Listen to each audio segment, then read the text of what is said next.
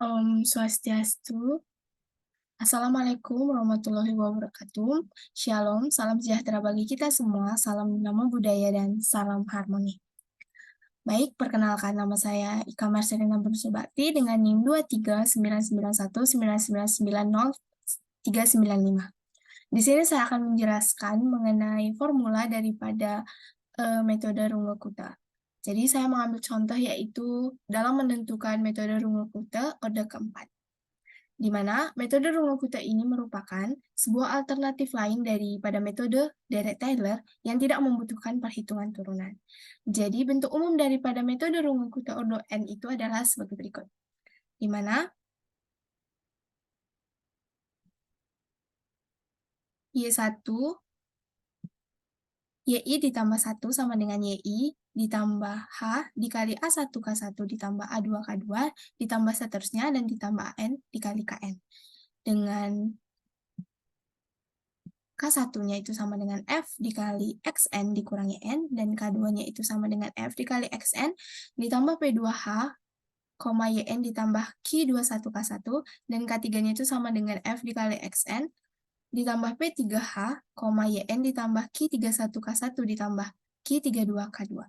Jadi untuk menentukan K2-nya itu, di mana Fn ditambah P2-nya ini merupakan nilai daripada N-nya. Jadi Pn P2H, baru ditambah YN ditambah K1-nya ini berasal dari K1 yang pertama, pada orde yang pertama. Jadi Q-nya itu kita kalikan N dikali orde pertamanya, jadi Q21, seperti itu. Lalu untuk rumus umumnya itu Kn sama dengan F dikali Xn ditambah PNH, Y ditambah AN1, K1 ditambah QN2, K2 ditambah seterusnya, dan ditambah QNN dikali KN.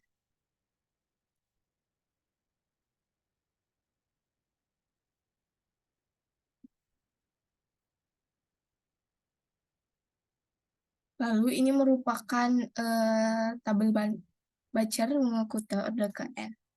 Dapat kita lihat pada makalah berikut.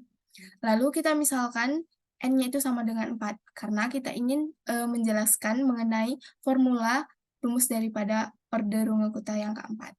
Maka kita peroleh persamaan bentuk umumnya, yaitu YI ditambah 1 sama dengan YI ditambah H dikali A1K1 ditambah A2K2 ditambah A3K3 ditambah A4K4. Ini sama seperti yang sudah saya jelaskan tadi. Lalu dengan K1 sampai dengan K4-nya sebagai berikut. Jadi metode Runge-Kutta keempat ini dapat digambarkan dalam tabel Banchart, yaitu sebagai berikut. Dapat kita lihat di dalam layar. Lalu berikutnya, setelah kita menentukan K1, K2, K4-nya, lalu kita ubah ke persamaan Dirac-Taylor-nya. Maka kita ekspansikan K1, K2, K3, dan K4-nya ini ke dalam persamaan Dirac-Taylor. Jadi setelah kita ekspansikan, maka kita peroleh nilai pada K1 itu sama dengan F, K2-nya sama dengan F ditambah H Q21, F dikali FY ditambah H kuadrat per 2, Q21 kuadrat dikali F2, FYY ditambah H pangkat 3 per 6 dikali Q21 pangkat 3 F3, FY-nya 3 kali ditambah H pangkat 4 per 24, Q21 pangkat 4 F4 dikali FYYY. Sama seterusnya, kita ekspansikan juga nilai daripada K3 dan nilai daripada K4. Maka kita peroleh seperti persamaan berikut.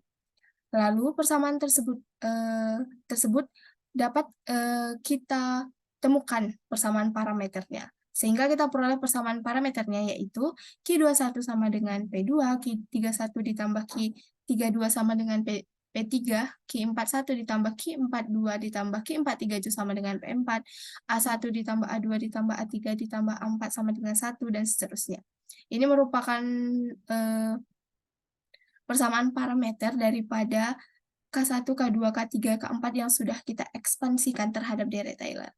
Lalu, di mana metode Runge-Kutta ini, kita bisa mengambil nilai parameter bebasnya. Jadi kita mengambil nilai parameter bebas P2 itu sama dengan setengah, P3 sama dengan setengah, dan P4 itu sama dengan 1. Jadi kita substitusikan 3 parameter tersebut itu ke dalam, nilai parameter tadi. Jadi kita memperoleh hasil A1-nya sama dengan 1/6, A2-nya sama dengan 1/3, A3-nya sama dengan 1/3, A4-nya sama dengan 1/4, Q21-nya setengah, Q31-nya 0, Q32-nya setengah, Q41-nya 0, Q42-nya 0, dan Q43-nya sama dengan 1. Maka kita masukkan ke dalam persamaan runge kutanya.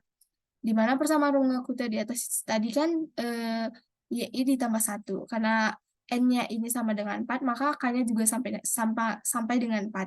Jadi YN ditambah 1 sama dengan YN ditambah H/6 dikali K1 ditambah 2K2 ditambah 2K3 ditambah K4.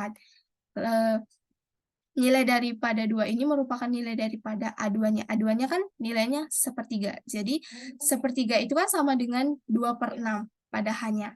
Seperti itu. Sama dengan 2 pada K3-nya ini merupakan nilai daripada A3-nya.